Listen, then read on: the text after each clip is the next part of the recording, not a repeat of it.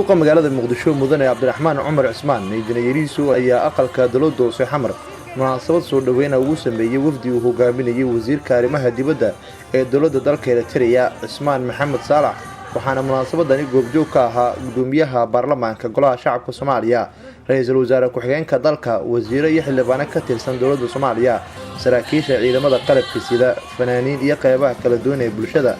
goobta ay munaasabada ka dhaceysay ayaa waxaa lagu soo bandhigay suugaan kala duwan oo lagu muujinayay qiimaha ay leedahay wadaniyada iyo horumarka xilligan ka jira dalka gudoomiyaha gobolka Banaadir ahna duqa magaalada Muqdisho mudane Cabdiraxmaan Cumar Cismaan oo munaasabada ka hadlay ayaa sheegay in wafdiyada heerka caalami ee soo gaaraya caasimadda ay tusaale u tahay nabadda iyo horumarka socda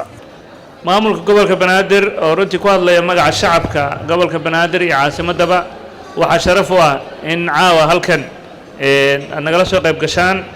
casho sharaftan aan ugu dan lahayn in aan tusno martida sharafta leh ee labadan cashaba joogtay magaalada Muqdisho Cismaan Saalax Maxamed waa rugcada waa nin arrimaha Soomaaliya aad u yaqaan halkanna horay u yimid labada casho uu joogayna uu arkay sida Soomaaliya ee horumar u gaaraysa maalin walba iyo sida Soomaaliya mar walba uga go'an tahay in deegaanka geeska Afrika uu noqdo mid nabada dhammaan dalalka deganna ay ku nool yihiin nabad iyo barbaar iyo barwaaqo wasiirka arrimaha dibadda ee dawladda Eritrea Cismaan Maxamed Saalax ayaa xusay in horumar iyo xasillooni muuqato ay ka jirto xilligan Soomaaliya First of all, I am coming back to this city after maybe more than 20 years. I have been to this city since in 1993, just for 3 or 4 months. And now, when I compare that time and this time, Mogadishu is very peaceful. wasiirku wuxuu yiri waxaan ku faraxsanahay inaan xamar ku soo noqdo 20 sano kadib wuxuu yiri xamartii aan barigaas arkay 1993 oo aan 2 ilaa 3 bilood joogay iyo xamarta maanta waxay aad u kala duwan yihiin waxay muujinaysaa nabadii iyo xasilloonidii inay ku soo noqotay magaalada xamar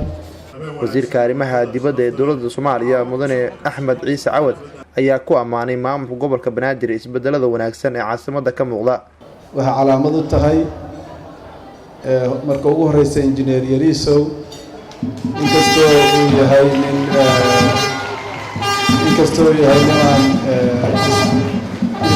niman istustis jeclayn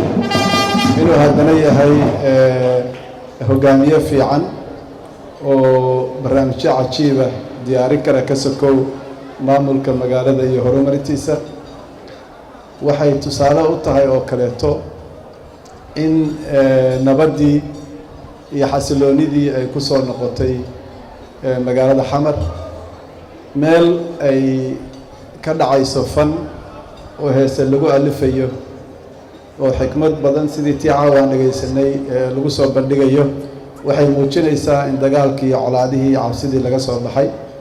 ra'iisul wasaare ku-xigeenka dalka mudane Mahdi Maxamed Guuled Qadar waxa uu munaasabada ka sheegay in iskaashi wanaagsan uu ka dhaxeeyo Soomaaliya iyo Eritrea si fiican baa wafdigeena ay u soo dhaweeyeen innagana sidii si leeg baynu